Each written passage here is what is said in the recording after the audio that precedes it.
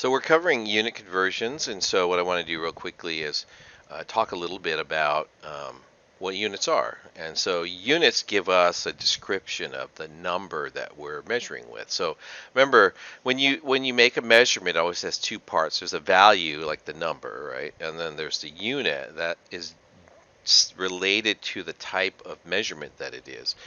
So the standard units that we can think about are length units, mass unit, time unit, volume unit. So in length in the United States, the common unit would be like a foot or a yard. Mass would be pounds. Time would be the same actually for all the unit systems, but typically it's seconds in times or minutes sometimes, but it's that unit of measure. And then volume is in the United States going to be gallons, but in the United Kingdom it would be liters. Okay, so that's what we mean by units. Now, there's also meter, kilograms, and seconds. Those are used along with the metric system. I'm going to list here down in this table. I don't really care that you know the distinctions, but I want you to recognize, like, when we're talking length units, right, you have meter or feet. Mass units are for grams, kilograms, pounds, right? Time would be seconds for all of them. Volume can be milliliters or meters cubed or gallons. And so I want you to be able to recognize when units are of the same class. So is it a mass unit? Is it a time unit? Is it a volume unit? And some of you will know a lot of these, and some of you won't. So you need to go to your book and sort of look at the units. They have tables just like this one. They're a little bit more extensive. To get an idea, if there's a unit you're not familiar with, you should probably learn what kind of unit it is. That's actually going to help you when you start doing unit conversion problems. So now we'll look at unit conversions. How do you go from, for example, a measurement in meters to get a measurement in feet? Now, typically there's a day that goes between like a regular class, between what I just said and what I'm just about to say. So I have a little note to myself to review significant figures, but we'll sort of gloss over that since we just did it like, 10 minutes ago or something, depending on if you took a break or not. But let's talk a little bit about how we do unit conversions and why you might want to.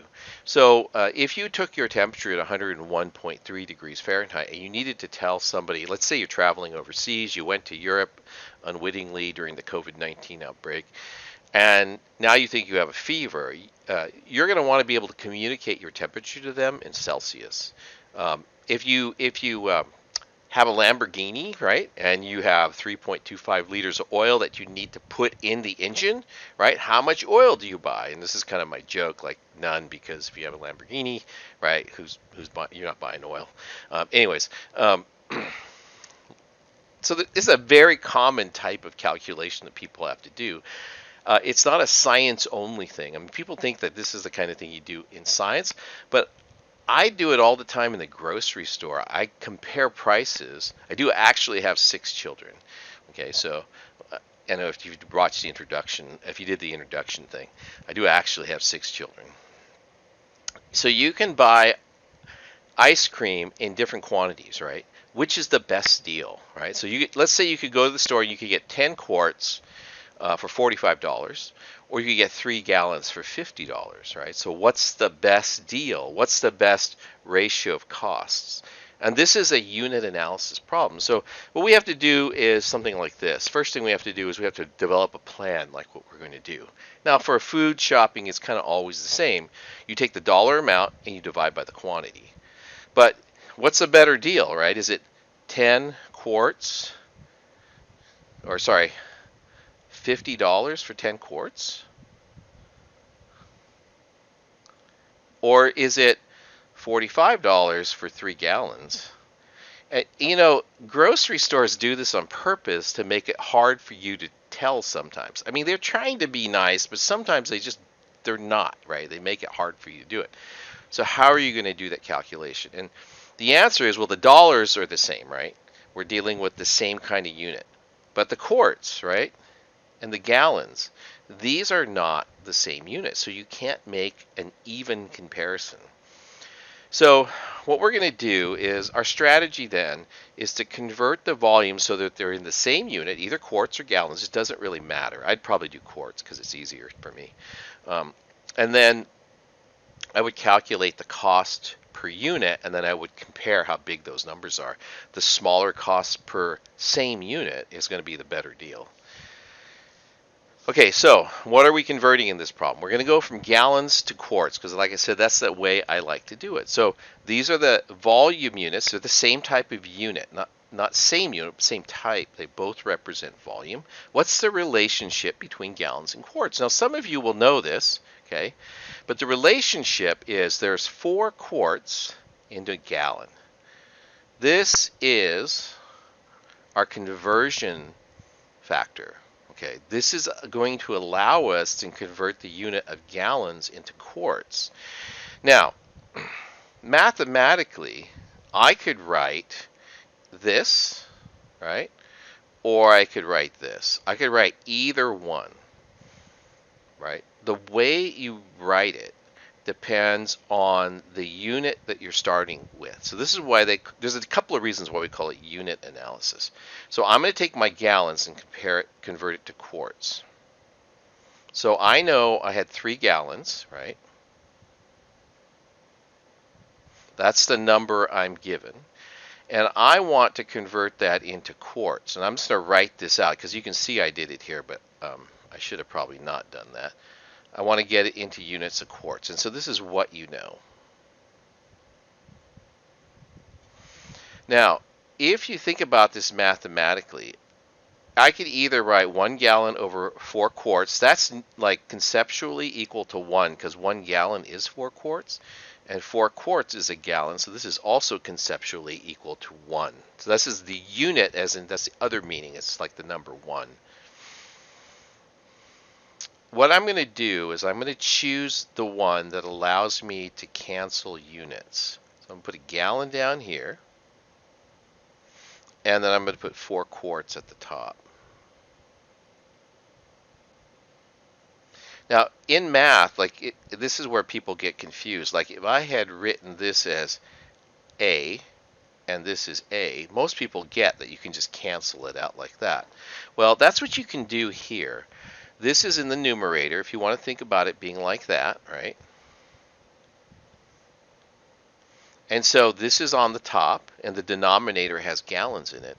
So what you can do is cancel those out. And then you're left with this unit, quarts. Okay?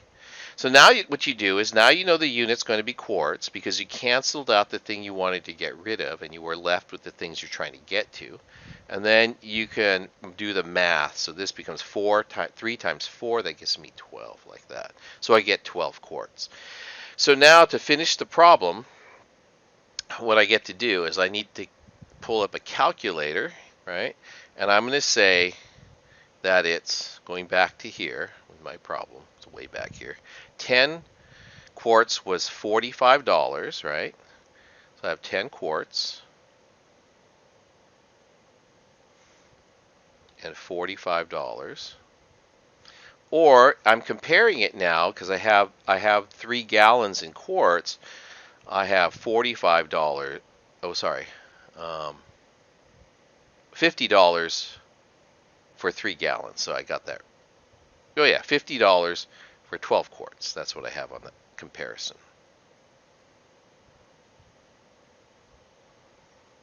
So now I can do the math. I'll pull up my calculator real quick and I'll write that number down.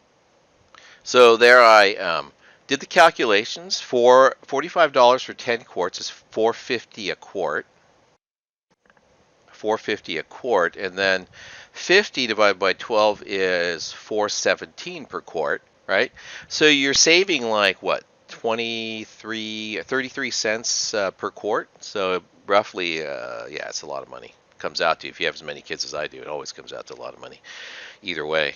But you can go out and buy that, spend the $50 and get 12 quarts, and you'll save yourself a little bit of money. Okay, all right.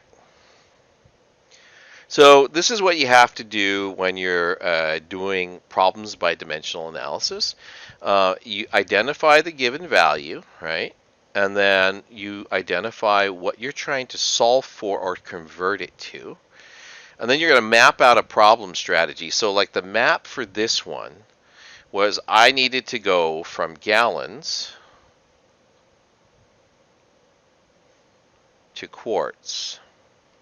So that's my map. Now it's a short map, but I would like you to try to do this every time, because then what you do is you need to find the relationship between gallons and quarts. Now for gallons and quarts, those are familiar units, but we'll be doing calculations with units that you're not familiar with, and so you need to sort of recognize, okay, are these the same kind of units? If they are, then I should be able to look up a unit conversion factor for that conversion. Okay, then you carry out the calculations, or you set it up so the undesired units cancel. That's what I did here, right on this part. And then what you do is you carry out the calculations, you round appropriately using Sig Figs, right? And then you check to see that your answer makes sense. Like in your head, a lot of times you can reason out, oh yeah, that sounds like it's about right, right? And try to justify it that way. All right, next topic, because this is part of unit conversions, is the use of prefixes in conversions. Now, prefixes are used to modify units of length or mass or time, for example. And if you have, for example, 0.0000237 grams, right? You can write that in prefix notation, and the way you do it is you move the decimal over. So for example, I'm going to go 1, 2, 3, 4, 5, 6. Now I'll tell you why I'm doing 6 in a second, but it's 23.7 times 10 to the minus 6 grams. Now the reason I use minus 6 is the prefixes deal specifically with certain exponential notations. What they are is they're the replacement for times 10 to the something. So for the common ones, deci is 10 to the minus 1. Centi is 10 to the minus 2. That's 1/100, like a penny is a cent, right? Milli is 10 to the minus 3. And then it goes by powers of additional powers of 3. So this micro becomes 10 to the minus 6, 10 to the minus 9, then 10 to the minus 12. That's pico, and femto is 10 to the minus 15. And they have them going all the way down to 10 to the minus 21, 10 to the minus 24, things like that. Now, that's on the small side, right? Those are small numbers. On the big number side, we have kilo, which is 10 to the third.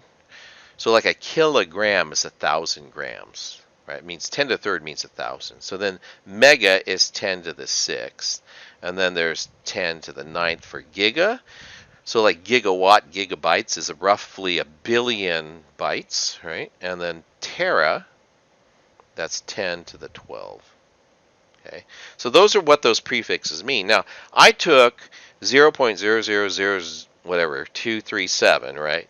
And I converted it to scientific notation so that I could do this. 2.37, this becomes 23.7, and then u, micro, that's a Greek u, mu is actually what it is, times 10 to the minus 6 becomes mu, and then g for grams. So the mu, the Greek u, letter that looks like a u, that's a replacement for times 10 to the minus 6. And you'll notice, gosh, that's a lot easier. This number's a lot easier to read than the one that I just I read it from, right? So that's the idea of prefixes and how they're used. This other one, I have to go the other way, right? The decimal's here. So I'm going to go 1, 2, 3, 4, 5, 6. So this is 1.25 times 10 to the 6th grams. And then 6 is mega, so this is 1.25 megagrams, like that. Okay, so unfortunately that looks like magnesium, but big M stands for mega in prefixes. Prefixes can be really used with any standard unit, but typically we only do it with units that we associate with the metric system or what's called the SI system. We have M for meters and then kilograms and seconds, and K is actually one that we'll cover later. Um, I may have accidentally assigned some homework problems a little bit early because I usually save this for a little bit later, but it's temperature conversions. And the unit is Kelvin. And there's our equations that we use, and I'll go over some of the equations later, that we use for converting between Celsius and Kelvin, and also between Celsius and Fahrenheit. Fahrenheit is the degrees F that you see like when you take your temperature at home. Okay, so typically we use prefixes with units that come from the SI system. In the English system, we really don't usually do that. Now, before I actually do some examples of unit conversions, I want to talk about one other kind of unit. And so we talked about what we call the base units, like, and the types, like the length units of meters or feet. And we talked about prefixes to base units, so milli or micro or kilo or things like that. And now what I want to talk a little bit is about what are called derived units. And derived units are units that you make by combining other units. Okay, so if you think about an area, right? So let's say you wanted to measure the square footage of your house. Well, how do you actually do it, right? So let's say this is one of your rooms, and it's a 12 by, I don't know, 10-foot room. It's a good size room. Not giant by any means, but a good sized room. And you want to know the area. So these are in feet, right? So if you wanted to calculate the area is equal to a length times a width. So an area is derived from two kinds of length units. A width is really just another unit of length, or measured in units of length. So that would be 12 feet. Now I'm going to write it out, by 10 feet, and that's going to be 120 feet. And then, it's a foot times a foot, so we call it a foot squared. And this is the unit in the English system for a measure of area. Now, if you wanted to calculate a volume, volumes are not that hard to visualize. And I'm going to do it in units of centimeters because there's an important relationship that I want to build up for you. So let's say I have a little square. Now this is much bigger than a centimeter. But let's say it's 1 centimeter here, right? And then it's 1 centimeter here. I'm going to write this underneath. So you could tell me that area, right? Because it's 1 centimeter times 1 centimeter. So that comes out to be 1 centimeter squared. So that little cube that I have, that's one face of the cube. But now, if I make it three-dimensional, so now it's 1 centimeter here. A volume is a length times a width times a height. And in this case, it would be 1 centimeter times 1 centimeter times 1 centimeter. That's equal to 1 times 1 times 1, right? 1 centimeter cubed. That 1 centimeter cubed is a unit of volume, or a centimeter cube is a unit of volume. It turns out when we talk about a milliliter, that's actually 1 centimeter cubed. It also has another name that lots of people are familiar with, but although they don't knowingly know they're familiar with it. It's a cc, 1 cc. The C stands for cubic centimeter. So this is one of those relationships that I want you to know because it's kind of an important one. You see it a lot in sort of everyday sort of what you do, especially if you're in the health sciences area. Another very important unit is our density units. And density is a mass, okay, divided by a volume. So the mass of an object divided by its volume gives us the density. Now, typically in science, there's two ways. Engineering has one way, and like general science has, like chemistry has another way of doing it. We typically do it with units of grams, right? and centimeters cubed, or grams per milliliter. And those two numbers are the same because the centimeter cube and the milliliter cube the milliliter are the same, represent the same number, right? They're a one-to-one conversion. So if you take, right, 1 gram of water, turns out around 4 degrees Celsius, but at room temperature as well, it has a volume of about 1 milliliter. So you could calculate the density of water from that. Density of water is going to be equal to 1 gram for every 1 milliliter, like this, or just 1 gram per ml. So it turns out it's essentially, by definition, the density of water at 4 degrees Celsius is exactly 1, or very close to exactly 1 gram. So, and I do want you to know that the density of water is 1 gram per milliliter, because it's a handy number to remember. Okay, so that's another type of unit, a derived unit. And what I want to do now is, now that we've gone over the kinds of units, I want to talk a little bit about unit conversions. So as you might have guessed, you're going to end up having to look up a lot of unit conversion factors when you do the problems that are listed in the homework, as well as on the worksheet that's assigned for the first day. Okay, and there's a lot of problems on that worksheet, and I'm going to work through some of them so to give you some guidance on how to do them. But where do you find the unit conversion factors? Now, normally in class, I actually print them all out and just hand them to you, and I actually don't have that, because what I do is I just copy it out of the back of the textbook. So these are the back, from the back of your book, and the inside cover are important conversion factors. So there's length conversions, volume conversions, mass conversions. And what I would say to you is this is why it's important for you to kind of know the kind of conversion, because it speeds up you being able to find it. So if you know you're looking for a length conversion, you don't have to look at these ones down here. You can look at these up here. This table goes on a little ways. There's energy units and temperature units that are down here. They actually give the equations, same equations you'll have access to on the exam, for converting between the different temperature units. Okay, but like I said, all these conversion factors are just in the back of your book. So I open this up on the ebook, and what I'll be doing is I'll be referring to it. So when I pop to this, that's actually where I'm getting the conversion factors from. Okay, so I'm going to start with these problems. I'll go back in a little bit to do some of the other problems that I skipped over these ones. I want to do those next. So let's say I have 22.5 inches and I want to convert it to centimeters. So this problem's already mapped out for you, right? Because the 2 is the little arrow. So really these are inch and centimeter are length units. And so what I'm going to do is I'm going to go back to the table that's here and look at length units. And what I find is that I have 1 inch, right, is 2.54 centimeters. So this is, remember I talked about you need to find that relationship. That's the conversion factor. So let me write that down.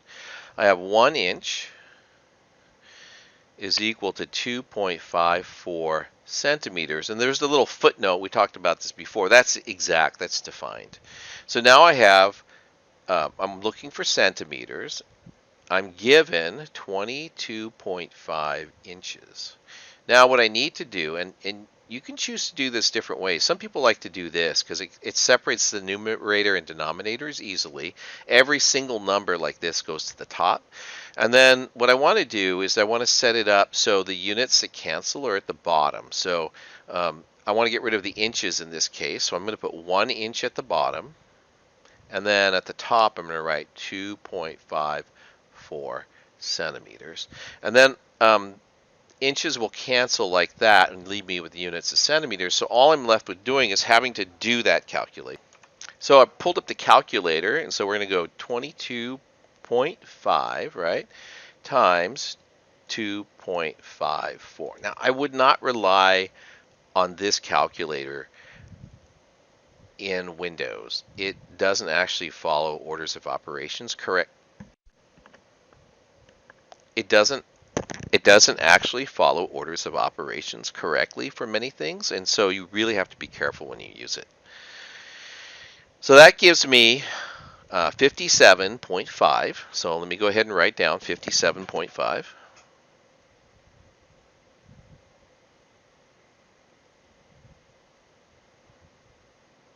and oh, I didn't see the last digit. 57.15, sorry. I'll zoom that in. 15 centimeters. Okay, so now I have to look at Sig Figs, and there's 3 Sig Figs here. This number is exact, so we don't look at its significant figures. We just look at the number that has measured significant figures in it, and that becomes 57.2 centimeters. Okay, that's rounded to the correct number of significant figures. Okay, so this is the next problem. We're going to take 126 feet and we're going to convert it into meters.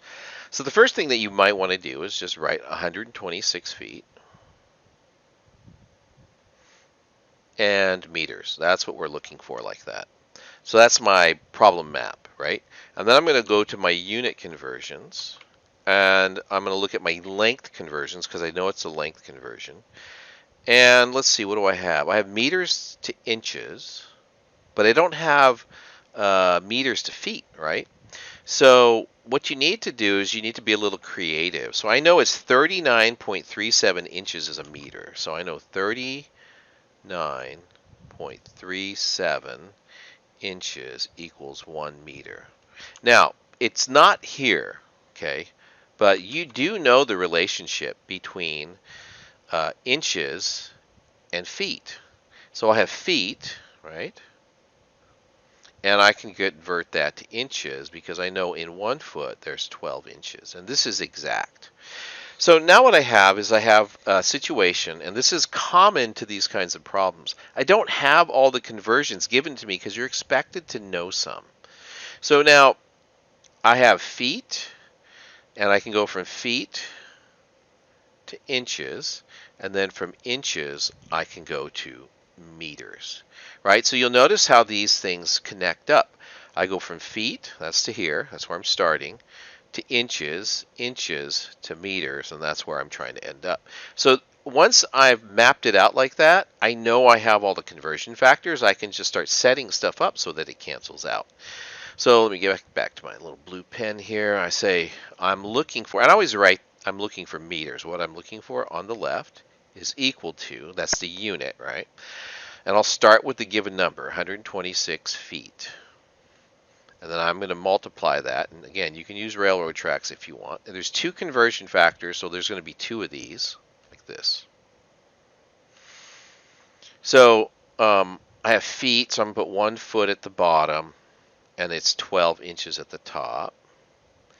And then it's 39.37 inches at the bottom, and then 1 meter at the top. Now, if you look at how everything cancels out, feet cancel, inches cancel, and I'm left with meters. So now what I get to do is I get to calculate the answer. So I'll go ahead and pull up my calculator and then sort of type those things in the way I would do it, because I want you to see how I would do this. It might be a little bit more efficient than what you're used to doing. Okay, so let's see. Let me clear that. Oh, there's the clear. 126. So I'm going to go with my 126 times 12 divided by 39.37, like that. And so I end up with 38.4048. So I have 38. Oh, let me get blue pen again. 38.4744047. What? Oh, I should cheat and just copy and paste it, huh? 4048. 4048. 7, etc., like that. Now there's 3 significant figures in this because there's 3 significant figures here. This number here is not exact, but it's 4 significant figures. So there's 3 here. There's 4 here. So I'm going to round this number to 3. The unit is meters, and so that becomes 38.4 meters. Okay, so that's the answer, like that. All right. Let's see. Let's save a couple maybe for later. If you have questions, you can text me, and you can ask me those questions if you can't answer them. But let's go ahead and look at what are called prefix conversions, because prefix conversions, although they're in one way simpler, in another way they're actually harder to understand. And so what I'm going to do is walk you through a couple of different prefix conversions. These will be part of the things that you'll be doing on your worksheet. Okay. Okay, so now let's look at, I have 3.41 times 10 to the minus fifth grams, and I want to convert that into micrograms. Now, there's a couple of ways you can do this, right? I'm going to show you the way I think they expect you to do this problem, and then I'm going to show you what I think is probably an easier way to do the problem. Anyways, we'll just go ahead and do it. So I'm looking for grams and micrograms. Now, if you go back, that's a mass, right? If you go back to the back of your book and you go to mass units, they don't have grams and micrograms here. They have grams and pounds and ounces and kilograms and pounds. They have all kinds of stuff. The reason for that is they expect you to know what these prefixes mean. Okay, so if I want to go from grams to micrograms, okay, what I have to know is this, that 10 to the minus, or if you want to write it like this, 1 times 10 to the minus 6 grams, that's equal to 1 microgram. All I'm doing is this is the definition of that. And that becomes my unit conversion factor. So now I can write, looking for micrograms, abbreviation for microgram looks like that. I'm going to write 3.41 times 10 to the minus fifth grams. That's my given number. That's over here on the left-hand side. That's been given. And then I'm going to use my railroad tracks. You don't have to use railroad tracks, but this, I think a lot of students prefer seeing it this way. And I'm going to use 1 times 10 to the minus 6 grams is 1 microgram. And so what will happen is the grams will cancel like this, and I'll be left with units of micrograms. But then I have to get that in the calculator. And it's going to come out to be 34.1 micrograms like that. Okay, so I'm going to take my calculator, right? And I'm afraid it's actually not going to work properly here, but you would just go ahead and type in 33.41. And then exponential notation, and I'm not sure which button it is on this calculator. It's that one, which is weird, because that actually means something else. Times 10 to the minus fifth, so I'm going to put in a 5, and I'm going to change the sign here. And then I'm going to divide that, and you notice it converts it automatically to a floating point. 1 E 6 change sign, and let's see if it works. Oh yeah, it worked. Okay, so I didn't have to worry about it. So then I get 34.1 from my calculation. Yeah, I've had so many times where this calculator doesn't actually do what it's reported to do. So anyways, I'll just warn you off of it. That there are TI calculators with scientific notation. The 36X Pro is a great calculator if you want to get that one. Anyways, that's how you do a prefix conversion. Let's do one more. And I'm going to have you do this one. We're going to do picometers to meters, okay? And then I'll show you the easy way to do it in a few seconds. So I'm going to pause. You go ahead and do the calculation on your own, come back and see if you matched my answer. Okay, so here we're back, and I wrote it out.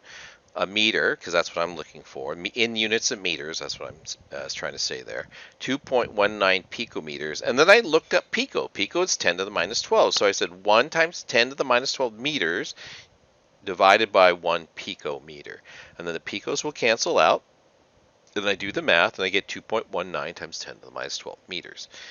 So what's the easy way? Well, it turns out the easy way is this, 2.19 picometers, right? So I'm just going to write times 10 to the minus 12 meters.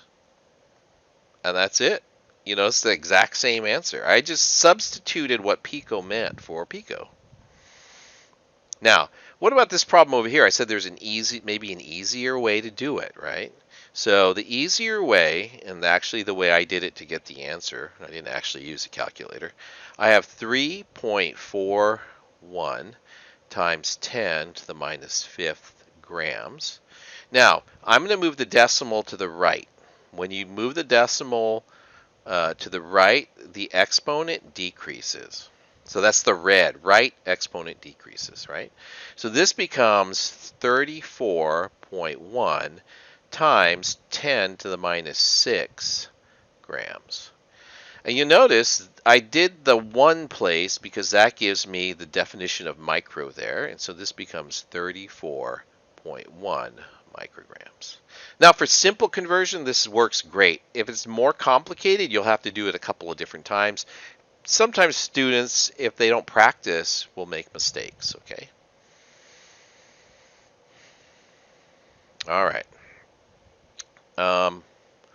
So what I'm going to do next is, rather than do these problems that are on here, I'm going to go ahead and look at the worksheet. I'll pull that up, and then we'll go over some problems on the worksheet.